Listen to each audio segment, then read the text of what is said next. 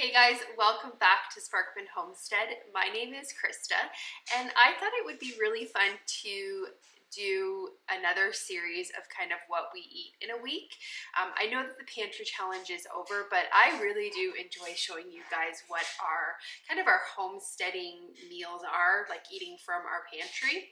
So this video will probably span out over the next couple of weeks.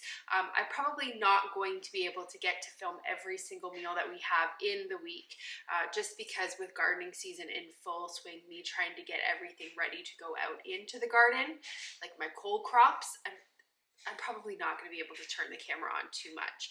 Probably be about 4 or 5 meals on this video. Tonight's meal, we are having a recipe from this cookbook. I actually just got this cookbook and I am really liking it. The other night we made a honey garlic chicken drumstick from it and it was pretty good. Tonight's meal, we are going to make a Wyoming burger. I will leave a link for this cookbook below for you guys if you wanted to check it out. She does have a YouTube channel and she actually has an excellent podcast as well. So I'm not sure if she's given the directions to this, but I will definitely show you guys what the end result looks like. I have to make some hamburger buns to go with the hamburger that we are going to be making tonight. And I don't think I've ever actually shown you guys how I make my hamburger buns. In a couple of videos, I've just kind of shown you the end result. So I thought I would turn the camera on and show you guys that portion of the meal. So these hamburger buns, sorry, you guys cannot see me. These hamburger buns are really simple to make. They are not a sourdough. I will be using a active dry yeast for these. So you don't need anything really special to make them, and they taste absolutely delicious. When I am making like a hot dog or sausage, I will make this exact same recipe. I'll just shape them different in the end, and you'll see how I shape them when we get to that part. But right now we are going to get the yeast sitting in some warm water so that we can get the yeast nice and foamy. So in a bowl of a stand mixer, we are going to add 2 1/4 teaspoons of dry active yeast. I just store my yeast in the fridge because it helps it stay fresher longer. And then we are going to add 1/2 cup of all-purpose flour.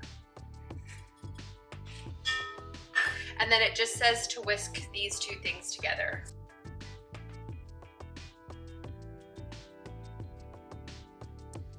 And then we are going to add 1 cup of warm water to this. And we're just going to whisk that together.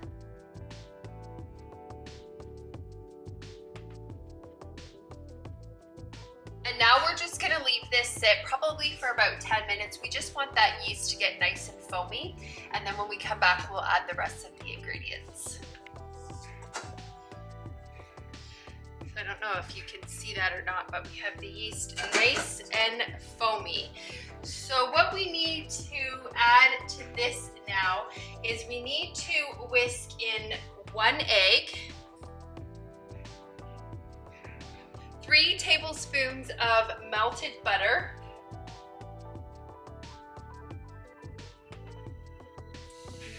1 1/4 teaspoon of salt, and 3 tablespoons of white granulated sugar. I'm sure you could sub that white sugar for honey. I have never attempted to do it. So what we're gonna do is just whisk those ingredients in. And now we wanna add 3 cups of all-purpose flour to this. I have never attempted to use a gluten-free mix with this. I don't know if it would be interchangeable. It would be interesting to see if you could make it gluten-free. And so now we're gonna put the dough hook on our mixer, get it locked, and then we are going to mix this for probably about 5 to 6 minutes. I usually go to 6 minutes. And then after the 6 minutes, we're gonna transfer it to a oil bowl. So let's get this going. It's been about 6 minutes, so we're just gonna take the dough out. And you just have to put it on a surface and just kind of make a nice, tight, smooth ball with it.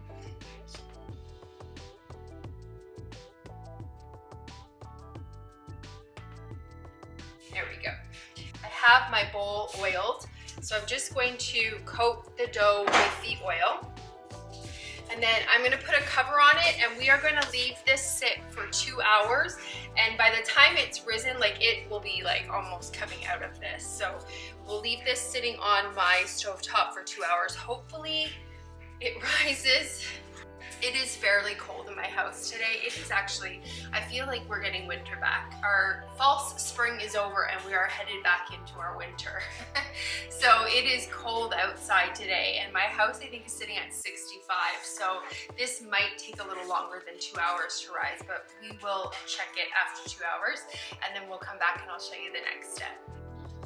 It has definitely been more than 2 hours. I needed to have longer. It is all risen. I needed to have longer to rise this because my house is 65 degrees, so it took a little bit longer. So what we're gonna do is just take this dough out and we're gonna put it onto the counter. The recipe actually recommends putting it onto a floured surface, but I have found that that makes it harder to shape the balls. So we want to divide this dough into about 8 equal pieces.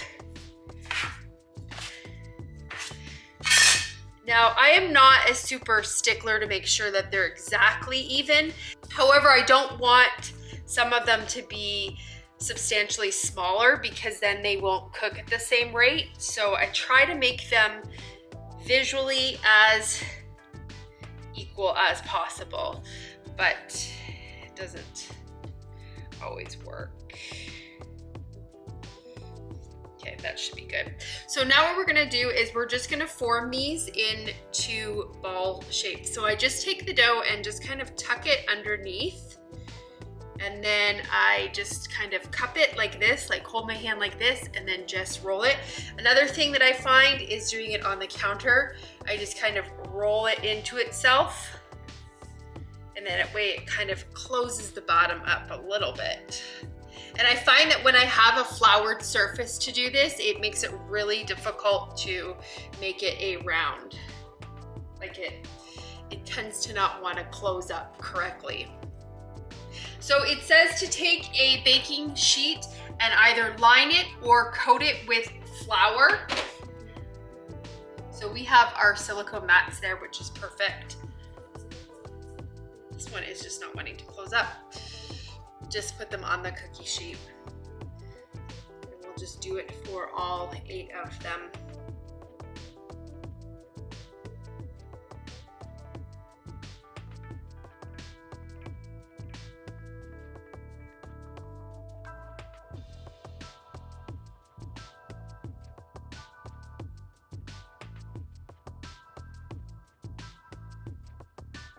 Now that we have them all rolled up, what you're gonna do is you're just going to come and just flatten them like discs.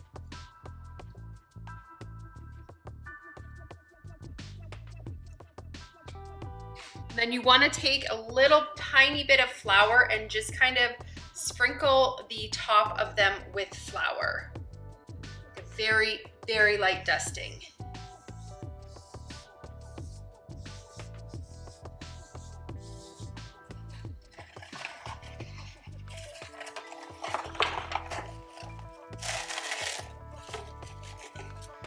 Then we are going to loosely cover this with plastic wrap, and we're gonna leave these rise for another hour. Again, these will probably take about an hour and a half in my house. And then we come back and then we do the next step. The buns have all risen. So I have my stove turned on to 375. What I'm gonna do now is just make an egg wash, and that is what we're going to put on top of the buns. So you just take 1 egg and then a tablespoon of milk.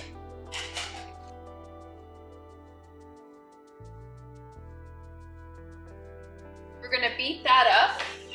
And then now we're gonna take our buns, take the plastic wrap off.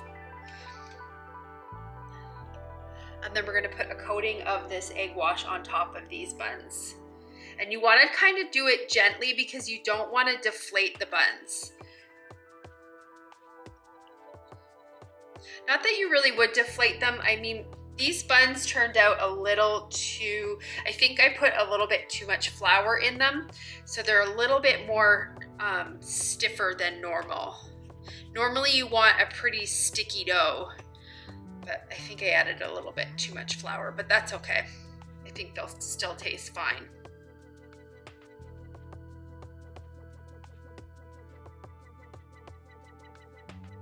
And then in this shaker, it's just an Old Spice thing, I have some black sesame seeds and white sesame seeds. And I'm just gonna sprinkle them on top of the buns. And then we're gonna put these in the oven for about 17 minutes. So while those buns are cooking, we are going to get these burgers made. So I have 2 pounds of ground beef in my bowl here. And then we are going to add some sage. I have left the recipe linked below for you. So if you wanted the exact measurements, you can just go to that link. So it calls for some sage.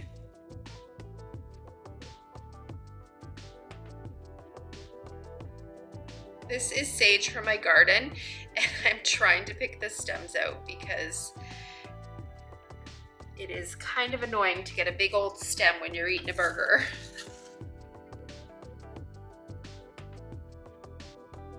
And then we need some chili powder. And then we need molasses.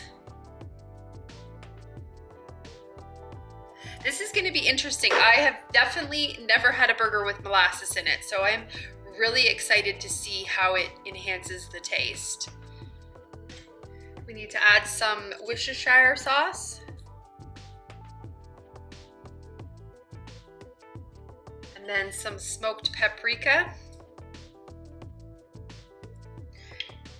We're gonna put some garlic powder in this.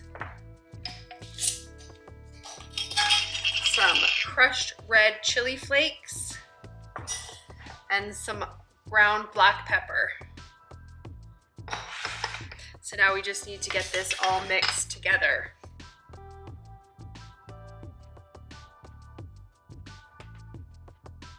So we have our hamburger meat in here. I am just going to make patties with it because we're not going to eat all of this. This is definitely more than enough for us, and I'm going to freeze the stuff that we don't eat. The other thing, this recipe recommends to fry them in a skillet. We are not going to do that. We're going to make it in the air fryer. One thing that this recipe does specify is to salt it before you put it into the skillet to fry. But because we're doing it in the air fryer, we'll pre-salt it before then. So I'm not going to show you guys that whole process of the air fryer. I do have other videos where I do show you how to air fry a burger. So we're just going to get these burgers made, and that timer is going to go off in about a minute. So we'll get those buns out.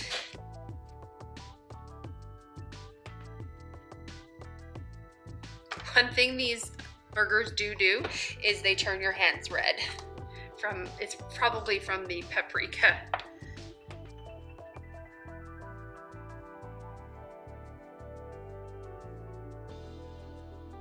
I'm gonna wash my hands quickly because that timer is about to go off. There's our buns. Perfect, look at how much they rise. And I love when they like join together like that. So we're just gonna set these aside. Those are all done, so we don't need to do anything else with those. And now I'm just going to finish making all of these patties up. And then once we get everything assembled, I will come back and show you what it looks like all plated up. There's my plate. I made French fries for the side, and then we have had some leftover carrots in the fridge. So that is my burger. These burgers, if you make them, just note that they shrink like half the size. And I thought it was weird when I was making them that they did not have any breadcrumbs or eggs in them. So that might be why they shrunk, but there's definitely some shrinkage with them.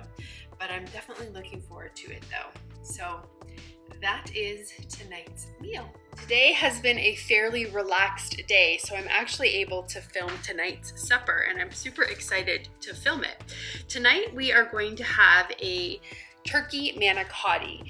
Now, I am not doing turkey, I am doing chicken. I unfortunately do not have a ground turkey right now, but I do have some ground chicken, so we're gonna use that instead. Now this chicken is fairly lean because it's pieces of chicken from our chickens, and I just ground them up into a round consistency. So I have a little bit of bacon fat in here, and I'm just going to melt this in here so that I can get a little extra fat in this chicken. There's also a couple other modifications that we are going to do to this, but this is a absolutely delicious meal, so I'm super excited to be showing you guys how to make it. I will leave the recipe linked for you below in case you want to give it a try. Okay, so we have that bacon fat melted, so I'm just going to add our ground chicken now. And then we are just going to get this nice and browned up. Cooked, not browned up, but nice and cooked. We also need to get the oven preheated at 375. We have it all cooked through. There's just a little bit of moisture left, and that's fine. We'll just kind of let it cook through while we add everything else. So it says to add these ingredients in this particular step. You have to add the spices, the soup, and then the milk to the pan. So for spices, this calls for half a teaspoon of Miss Dash table blend seasoning. I do not have that, so we're just going to be using a homemade seasoning salt. And then it calls for 1 teaspoon of curry powder,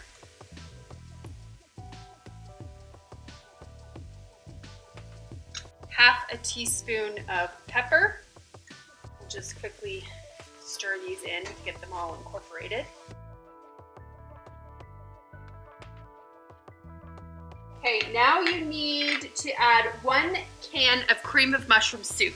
I do not have cream of mushroom soup, so I actually made my own this morning, and I linked the recipe below for you guys if you want to make it instead of buying it. It is super easy to make, like really easy to make, and it comes together in a matter of like minutes.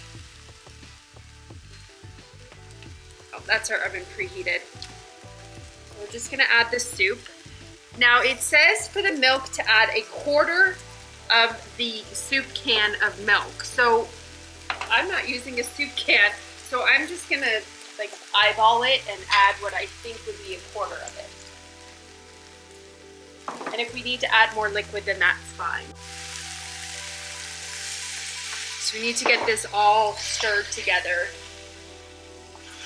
I'm probably gonna end up having to add a little bit more liquid to that. I think that recipe that I was using for making this soup, I think it made a little bit more than a typical can of condensed cream of mushroom soup.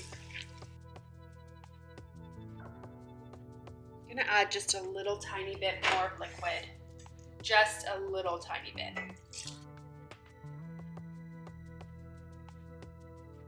So we're just gonna get this all incorporated together, and then we are going to take this off of the heat because it's already all cooked through, and plus we are putting it in the oven, so we don't really need to cook it any more than this. Let's get the heat turned off. I am gonna add a touch more salt to this. I'm not finding it to be salty enough. I'm just gonna stir that in. I just gave it a little taste test, and the seasoning salt I used didn't give it enough of the salt flavor that I like, but it does taste really, really good. So we have a Pyrex baking dish here, I think this is a 9 by 13. And then we are just going to coat this with a little bit of oil or a lot of oil. This thing comes out really quick. You can use cooking spray as well. It does actually say to use cooking spray, but we don't have it. So I just am going to bathe this casserole dish in oil. And I have a box here, 8-ounce box of uncooked manicotti shells. And we are just going to take these shells and we are going to stuff them 3/4 way full and then just put them in this dish. And it is okay if you get some of the filling on the bottom of the pan.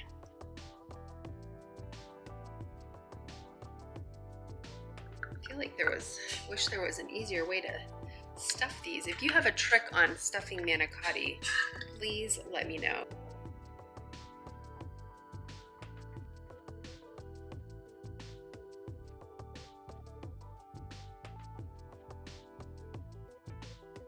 Okay, I actually ended up switching to a smaller spoon and I ended up filling them over top of the pan. It reduced a lot of waste. We have a little tiny bit left, so we're just gonna scrape this little bit left and just put it in here.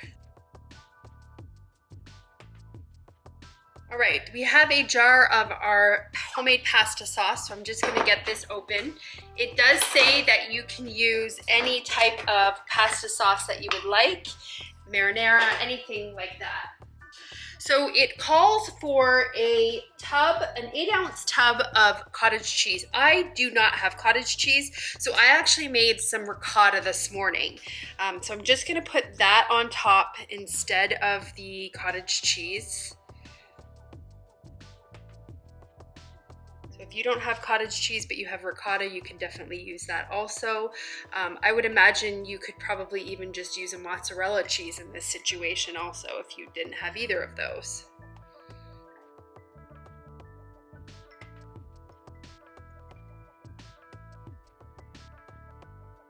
I made this ricotta pretty thick, so it's almost like a mozzarella in a way.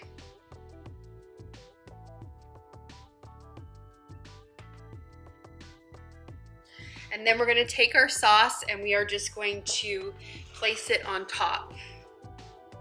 It says to spoon it on top, but we've dirtied enough dishes, so we're just gonna pour it on top. This is a pretty runny sauce, which is fine because these noodles are uncooked. And now we have to take some Parmesan cheese. It says about a 1/4 cup. I'm probably gonna end up using a little bit more. And then it just says to sprinkle that on top. Okay, now we have to cover this tightly with tin foil and put it in the oven for 50 minutes.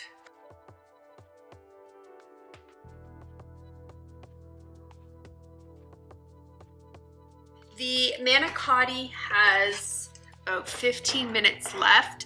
What we're gonna do when we take the manicotti out of the oven is we are gonna remove the foil. We're gonna put some shredded cheese on top, put it back in the oven under the broiler. And then we'll take that out and let that cool for a bit. What I'm doing is we are having a treat tonight. We are gonna have some of our bruschetta on bread. So I'm just getting that ready because as soon as I take that manicotti out, we're gonna put this bruschetta in just to melt the cheese on top.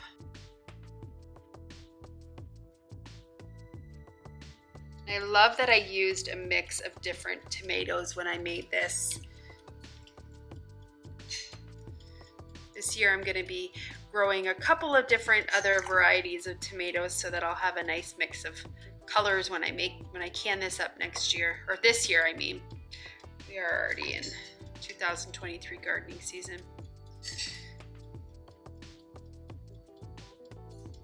This bruschetta is also really, really good on top of hamburgers.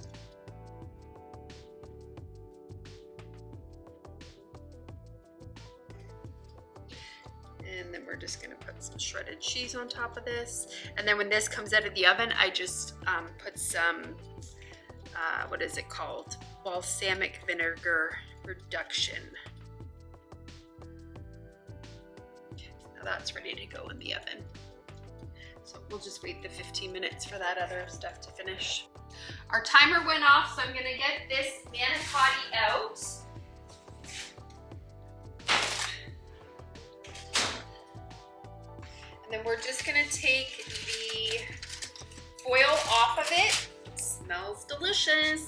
And then we're gonna take this grated cheese and just sprinkle it on top.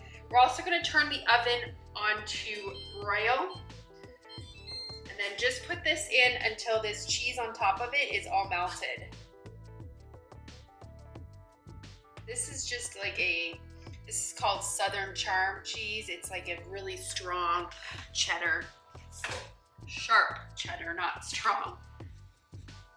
So we're gonna put this back in just until this gets nice and bubbly and brown.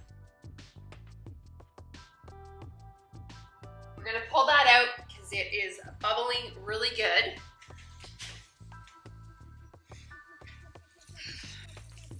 Just put it there. And now we're going to get this, well, we're gonna turn it back on to probably go 400. And then we will get this bruschetta put in here. And that usually only takes about 10 minutes. So it's good because this kind of needs to cool a little bit before we dive into that. There it is. So delicious. That is it. And then that's the bruschetta. I have a loaf of sourdough going and a batch of English muffins because I'm gonna make English muffin pizzas with you guys tomorrow. But that is supper tonight. Give it a try because this is a really, really good and easy recipe. Okay, tonight is the night we are going to make English muffin pizzas. I realized, I was just talking to Steven, we don't really have a lot of stuff to top them with. I cut up some olives and I got a jar of our pickled jalapenos out.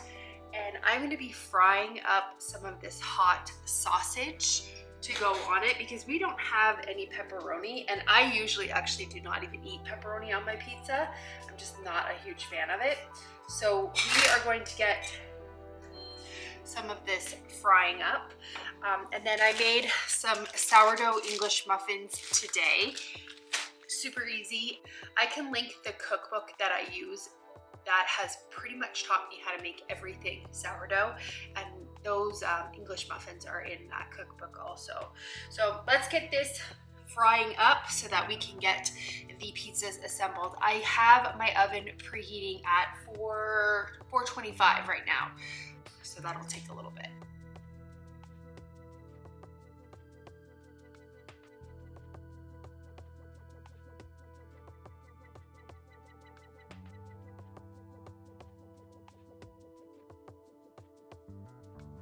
So while that hot sausage is frying up, we are just going to cut our English muffins in half.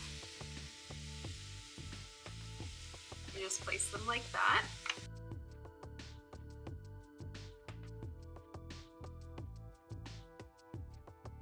We're just gonna open up one of our canned pizza sauces.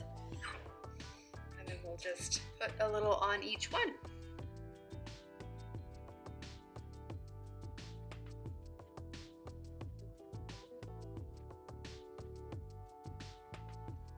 I like to sprinkle a little bit of mozzarella on the bottom.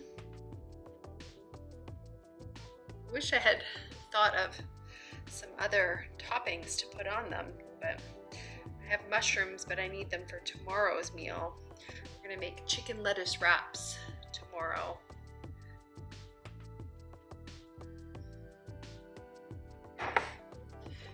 And then we have that hot sausage that we just fried up.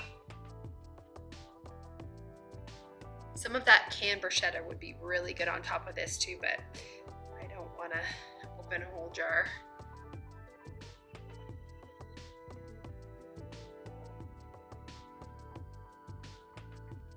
And then we have some black olives here.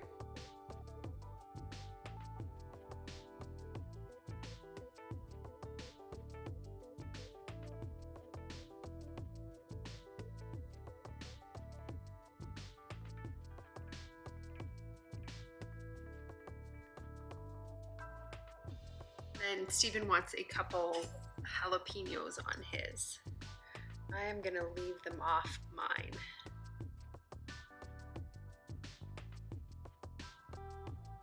And then on mine, I'm gonna sprinkle like a little tiny bit of garlic powder.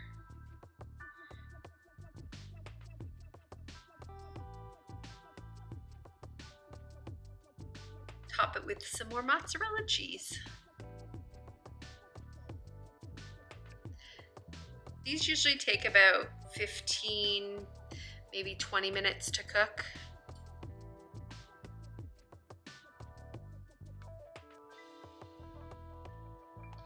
Let's get these in the oven. We'll set the timer for about 20 minutes, or no, 15. Be on the safe side. Just took them out of the oven. There they are. They look and smell good. And then I cut up a couple of carrot sticks just to have on the side because that really doesn't have any vegetables on it. So that is our dinner tonight, and I am really looking forward to it. I absolutely love this meal.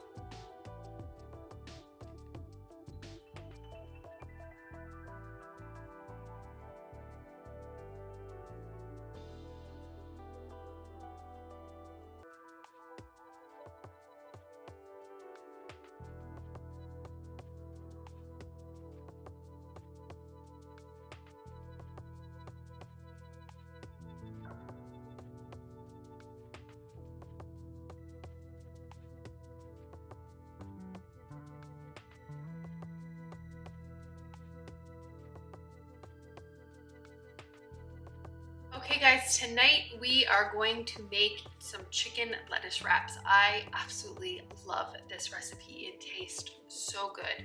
We're gonna do the chicken first, then we just cleaned the lettuce off. I'm also gonna make some edamame beans to go on the side with this meal as well.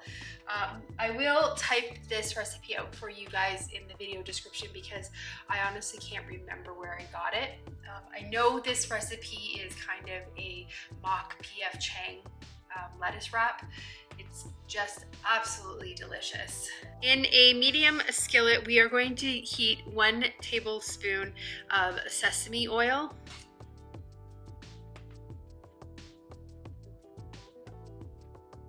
And we'll wait for that to get hot, and then we are going to add our sliced mushrooms, and we're gonna cook those for about 5 minutes until they are golden brown and softened. And then once they're done, we're gonna transfer them to a plate.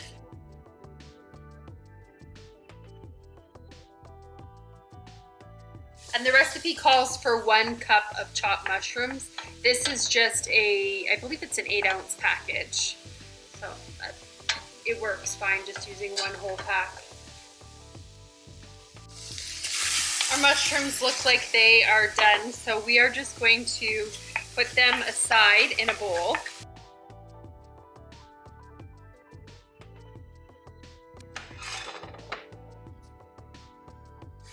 We're gonna add another tablespoon of our sesame oil. And now we are going to add a pound of ground chicken.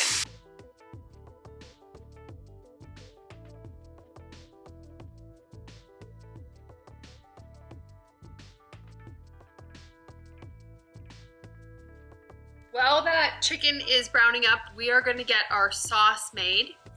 And we need 2 tablespoons of Hawaiian sauce. This is what I'm going to use. Now I am actually going to end up using 4 tablespoons because this recipe calls for 2 tablespoons of teriyaki sauce, and I do not have any teriyaki sauce. So I am just going to double this amount of Hawaiian sauce.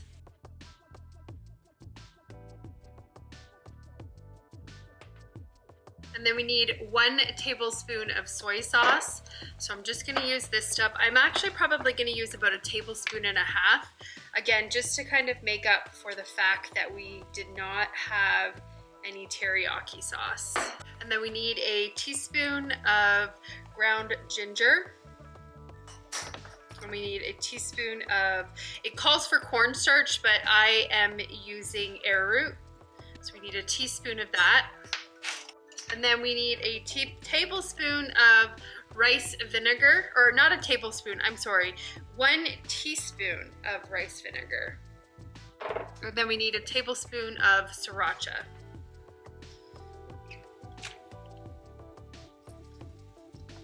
We're we're just gonna whisk this together.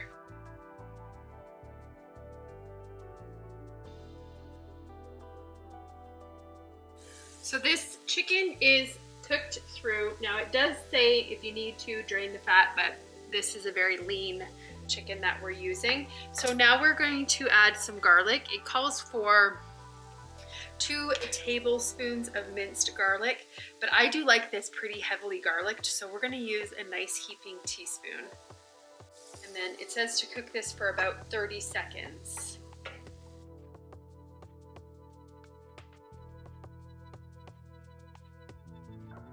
Okay, and then we're gonna add the mushrooms back in.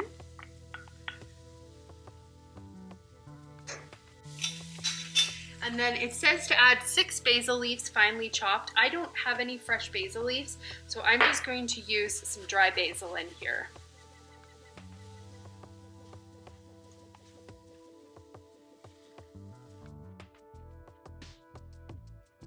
So now we are going to take that sauce that we made and we're just going to pour it on. And then we're just going to stir this in so it's all incorporated and cook this for about 1 minute.